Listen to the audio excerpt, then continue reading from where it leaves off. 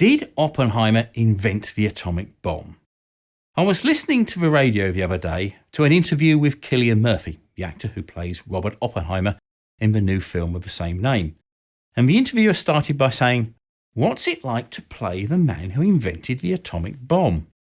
The thought that sprung to my mind was, Oppenheimer didn't invent the atomic bomb. He was highly instrumental in bringing it from a theory to an actual working device, but he wasn't the sole inventor as it's often thought. So if Oppenheimer didn't invent the bomb, who did?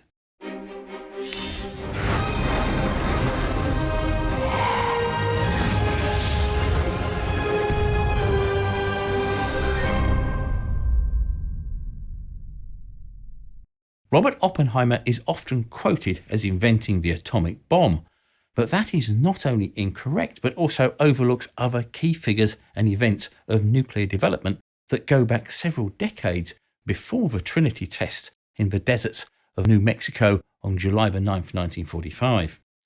The first use of the phrase atomic bomb was in H.G. Wells' 1913 novel The World Set Free. Wells was aware of the work by Frederick Soddy, Casimir Fajans and Ernest Rutherford into radioactive elements.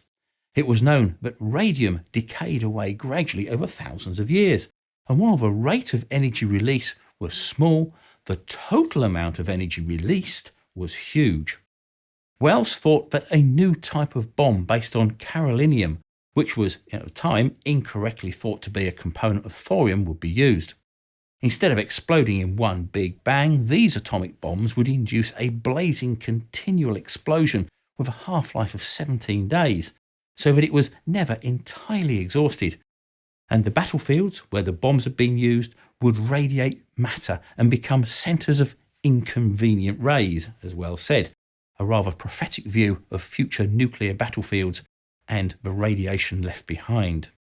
While this reference might not be scientifically correct, Leo Szilard, one of the key figures in the development of a bomb, who conceived the idea of the neutron chain reaction, which was key to nuclear explosions and nuclear power in general, read Wells's book in 1932 before he came up with the idea in 1933 and filed patents for it in 1934.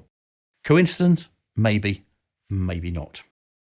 The journey to the atomic bomb was one done in many small steps by many theorists and scientists long before Oppenheimer directed the scientific side of the Manhattan Project. Many think that Einstein was part of it. After all, it was his 1905 equation, E equals mc squared, that showed the tremendous amount of energy that could be released from converting matter into energy by nuclear means. But at the time, no one knew how this could be done. Einstein's main role was in 1939 to write a letter to President Roosevelt to consider setting up what would become the Manhattan Project after he discovered that two German scientists had split the uranium atom in 1938, and he thought that Hitler might also be developing a nuclear weapon. At the time, it was thought that a viable bomb would need a sphere of uranium weighing between 12 and 40 tons, which would only be deliverable by boat, though this would be enough to destroy an entire port and maybe some of the surrounding area, which Einstein pointed out in his letter to Roosevelt. From the early 20th century up until the 1930s, more and more discoveries were made about atoms and the energy they released when they broke down during natural decay process. But the research into how this could be sped up is what led directly to the atomic bomb. A key discovery was that of the neutron by James Chadwick at the Cavendish Laboratory at the University of Cambridge in February 1932, and in April 1932, John Cockcroft and Ernest Walton split lithium atoms with an accelerated proton beam, the first time that an atom had been split artificially. The neutron is a subatomic particle that has a neutral, not a positive or a negative charge, and is essential to the production of nuclear power and the use in nuclear weapons. When a uranium atom is split, it gives off 2 or 3 neutrons, as well as a great deal of energy in the form of heat and gamma rays, and leaves behind 2 nuclei, barium-144 and krypton-89. If one of these neutrons strikes another uranium atom, that will split and give off 2 or 3 more neutrons, plus the energy. Each time, more neutrons are created than atoms which are split, This cascade effect allows for a nuclear chain reaction to occur and grow exponentially. The difference between a nuclear reactor and a bomb is that in a reactor, this chain reaction is controlled by neutron-absorbing materials, such as boron. In a bomb, the reaction is amplified by neutron reflectors around the uranium core to make it run out of control and create a nuclear explosion. Shortly after the neutron was discovered, Leo Szilard came up with the chain reaction theory, which we've just described in 1933. And scientists in Europe worked on ways to split heavy atoms like uranium, with a team led by Enrico Fermi in Italy and Otto Hahn and Fritz Strassmann in Berlin. The Berlin lab split the uranium atom in 1938, and this is what pushed Einstein to write to Roosevelt. In 1939 in Paris, a group of scientists including Frederick Joliot-Curie, Hans von Halban, Leo Kowarski and Francis Perrin noted that more neutrons were given off than atoms split, suggesting that a self-contained chain reaction could be possible and that the amount of energy given off with each split was greater than anything seen before, at 200 million electron volts. However, this only occurred in the most common form of uranium-238, which made up 99.3% of uranium found on Earth when it was hit with fast high-energy neutrons. Although uranium-238 was fissile, meaning that it would split, much of the reactions with slower thermal neutrons would go on to create plutonium-239, which is very rare in nature, but easily made in a reactor core, and is even more fissile than uranium-235, something which Oppenheimer would use to his advantage later on. Because of the lower reaction rate, it was calculated that a large sphere of uranium-238 in a range of between 12 and 40 tons would be needed to make a bomb.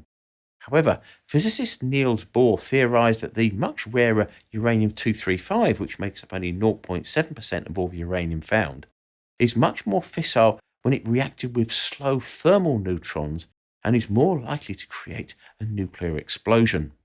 Meanwhile, in Britain, serious consideration was being given to the viability of an atomic bomb, and various groups worked on the issue. George Thomson at Imperial College London and Mark Oliphant at Birmingham University were one of the teams. Oliphant gave the job of calculating the critical mass to two German refugee scientists, Rudolf Peierls and Otto Frisch. This was because they couldn't work on his radar project because they were classed as enemy aliens and couldn't get security clearance. When Peierls calculated the mass required for a uranium-235 reaction, as Niels Bohr had theorized, he found that a sphere weighing just a few kilograms would be enough to create a chain reaction that would yield an equivalent explosion to that of thousands of tons of TNT. The resulting Frisch-Peierls memorandum was the first technical explanation of how a practical nuclear weapon could work. Suddenly this changed everything. By using uranium-235, the bomb could be much smaller and lighter, and meant that it could be delivered by plane to almost anywhere. Now the race was on for Britain to refine as much weapons-grade uranium-235 as possible, and Project Tube Alloys was created to do this. The Maud Committee, led by Niels Bohr, was also set up with joint help from the Canadians to determine if an atomic bomb was feasible. Refining the amount of uranium-235 required would need to be done on an industrial scale because of its rarity, and making the bomb would take up a huge amount of resources, research and development, and the best minds available, most of which were devoted to the war effort in Britain. After the fall of France in 1940 and the takeover of most of Europe by the Nazis, the threat of invasion and the nuclear secrets possibly falling into the hands of the German was uppermost on the mind of Churchill, and so Britain took the decision to ask the US for help. The man chosen to do this was Henry Tizard, a British scientist and chairman of the Aeronautical Research Committee, which had ran the development of radar before the war.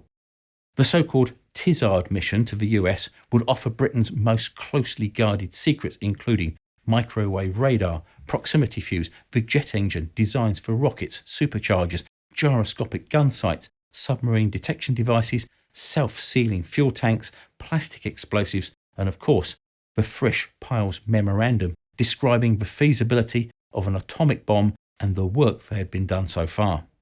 All of this in return for help in manufacturing these items en masse, well away from any threat of invasion. Some likened it to giving away the family silver in the hope of a greater return, but Britain was in a bit of a tight spot at the time.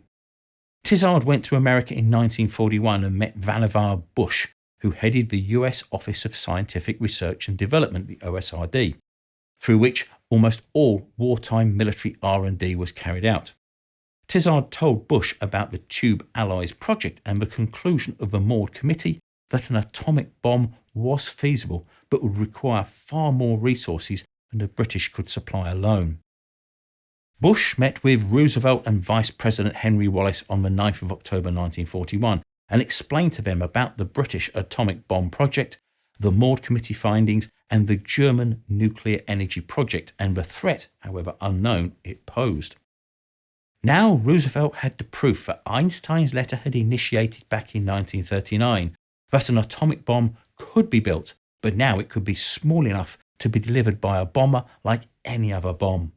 Roosevelt not only approved the program, but he also expedited it to top priority.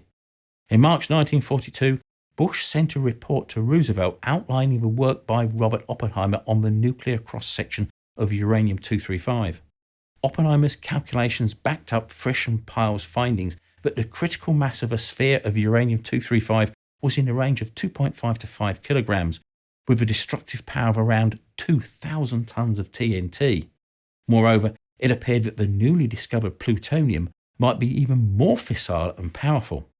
General Leslie Groves was appointed director of what would be called the Manhattan Project. He had the experience to run very large military projects and all the logistics involved, including building the Pentagon, which up until 2023 was the world's largest office building by floor area at 620,000 square metres. When Groves met Oppenheimer, he was a highly respected University of California, Berkeley physicist who had made significant contributions to theoretical physics, including achievements in quantum mechanics and nuclear physics. Groves wanted to discuss the creation of a secret lab where the atomic bomb would be designed and built. Groves said that he chose Oppenheimer because he demonstrated an overweening ambition to drive the project forward, which he didn't see in other scientists. Oppenheimer was also well versed in not only physics, but also chemistry, metallurgy, ordnance and engineering, something which made him an ideal interface between the scientists and the military and governing bodies. However, a couple of things did concern Groves about Oppenheimer.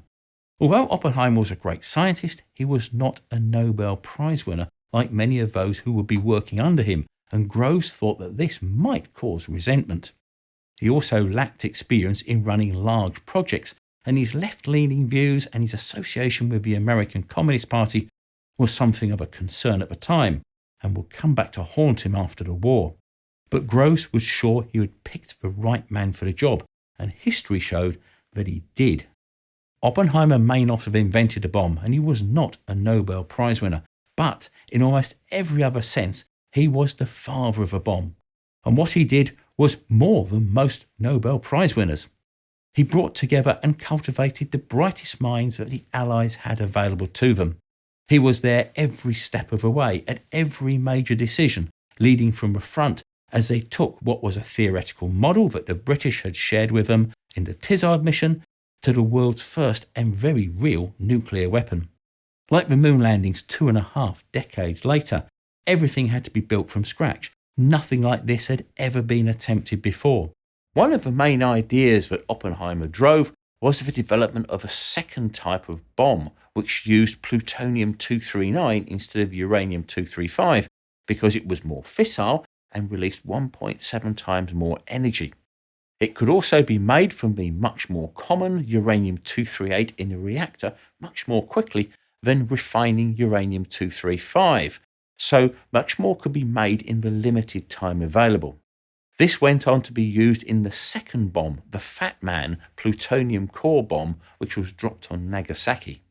From the huge effort required in sourcing and refining both enough uranium-235 and plutonium, to the precise triggering of the implosion sequence within millionths of a second, and the development of new and fast and slow explosives to work together, And all this in the hoping that the reaction would be strong enough to last before the bomb blew itself apart.